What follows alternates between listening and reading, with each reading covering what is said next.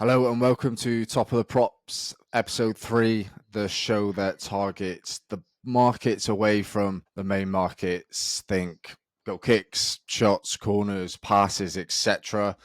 I'm here with Scott Thornton. Scott, how you doing? All good, all good. It's an exciting weekend of football. It's just been relentless, isn't it, with the European fixtures and then obviously a week turnaround with them. But yeah, it's an exciting time of the season, and even the Premier League. I know obviously the title's wrapped up, but there's a lot going on in the fight for Europe, and it's interesting. Yes, well, there's loads going on. Obviously, we're filming this after the Europa League first legs. And there is a situation where if Chelsea finishes out of the top 5 but wins the Conference League, then the Premier League might get 10 European places. So, which is Madness, daft. utterly ridiculous, utterly ridiculous. Half So, of the like league in Europe. the top 10 have a chance, well, might have a chance to qualify for Europe. Obviously, a few things need to happen for that to materialize. But yeah, that fight for top 10 might gradually intensify, especially if Chelsea drop off in the league. So, that's really interesting. Obviously, we've never ever seen anything like that in any league across Europe. The likes of Brighton, Fulham, they've just got to win and hope that what they do is enough coming the end of the season, basically.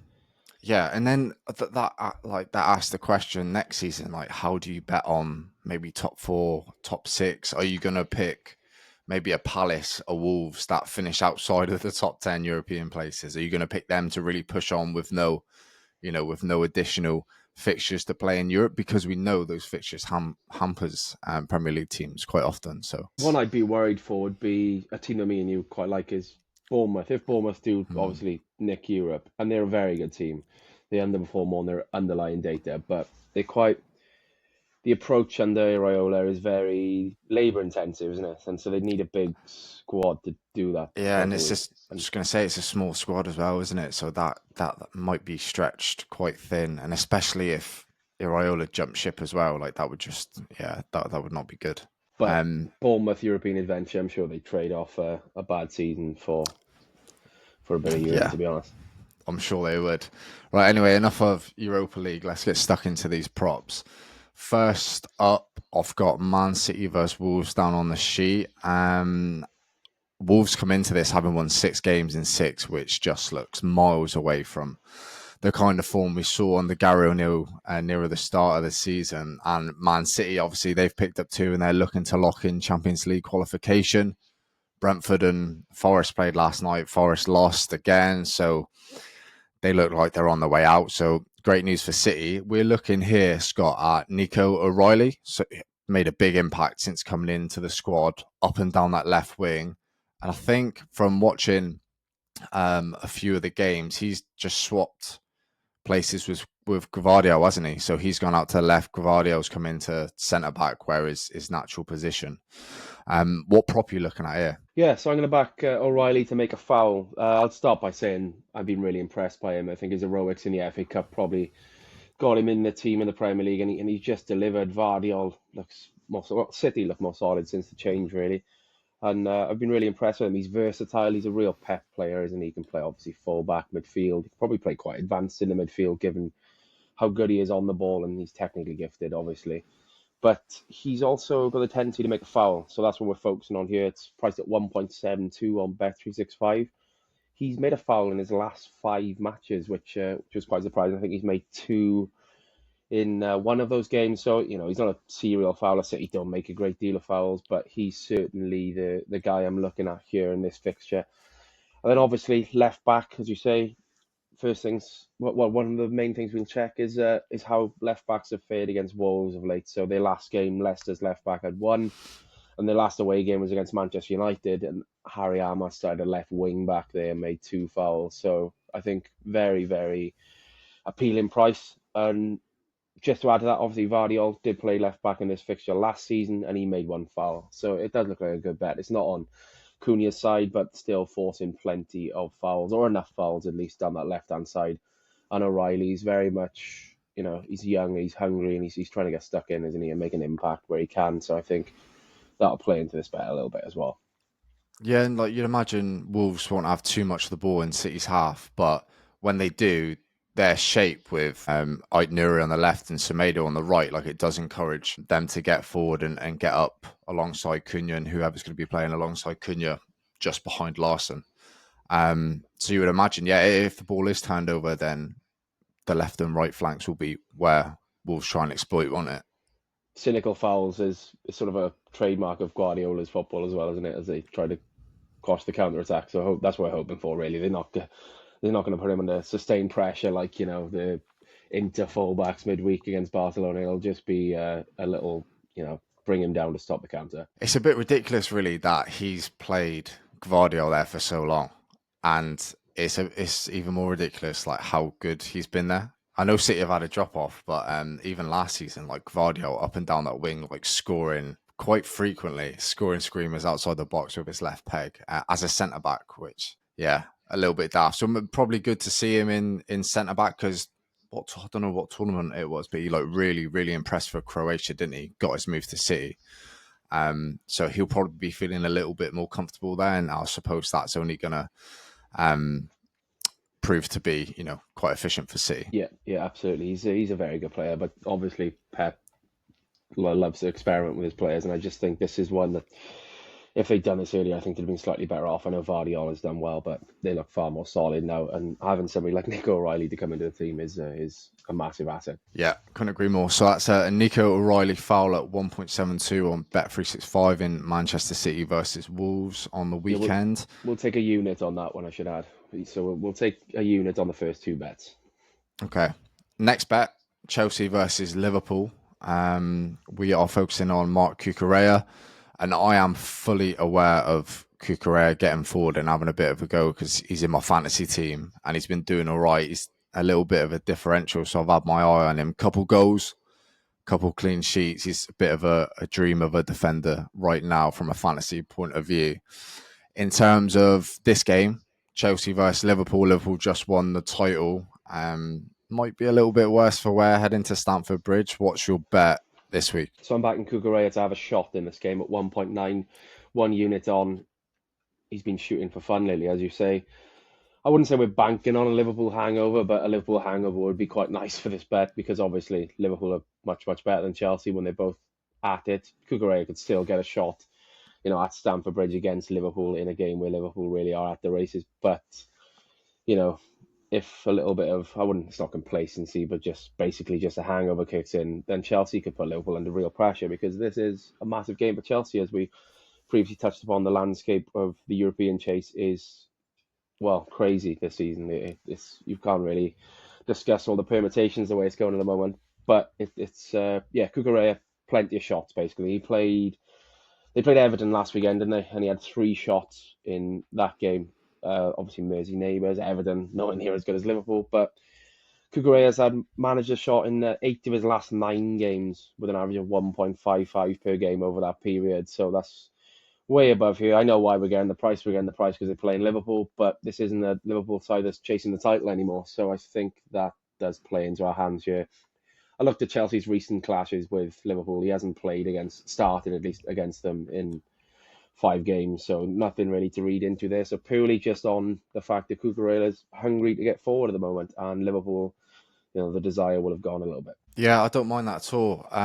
With stuff like Liverpool winning the league and maybe they're lacking motivation levels, are these things that you factor into prop bets? Because for me, I'm betting on the main markets. Usually, that is definitely something to factor in, quite obviously. But in terms of prop bets, do you dig into that? Yeah, particularly with things like, if you're backing fouls, free kicks, if there's nothing to play for, those numbers tend to dip, particularly if there's the right referee in charge. But with this shot here, I suppose it can only help. If it was probably Chelsea who had won the title and with the away team, I would be probably reluctant to back Cucurella at this price. But because Liverpool have already done the job, and it's just a much bigger game for Chelsea. I think slightly. I think you've got to take it into account because it can impact the data, but ultimately the numbers are the most important thing.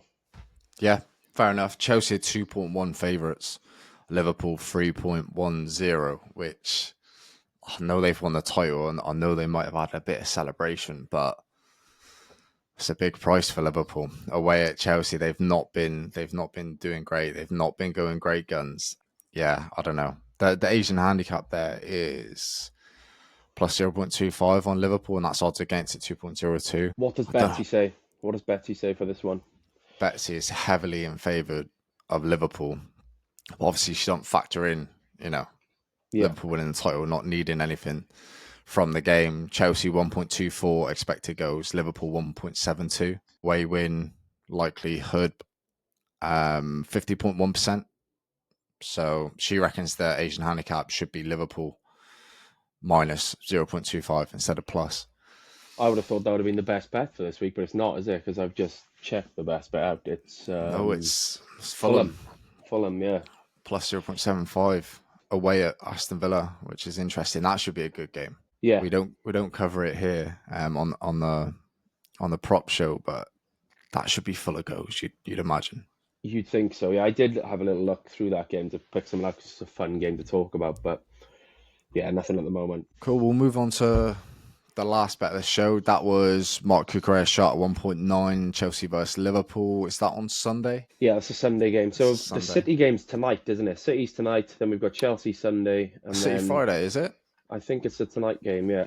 Oh, nice. Okay. It's been such a strange week with the calendar, and yeah, I didn't realise that. All right, yeah, cool. yeah, yeah. Palace City v and tonight. Forest is our next game. When's that on? Monday night. So we've got Monday. a spread of these games. Nice. So we are looking at Palace v Forest. We mentioned it earlier in the show, right after Forest lost 2-0 to Bournemouth, to Brentford last night, sorry.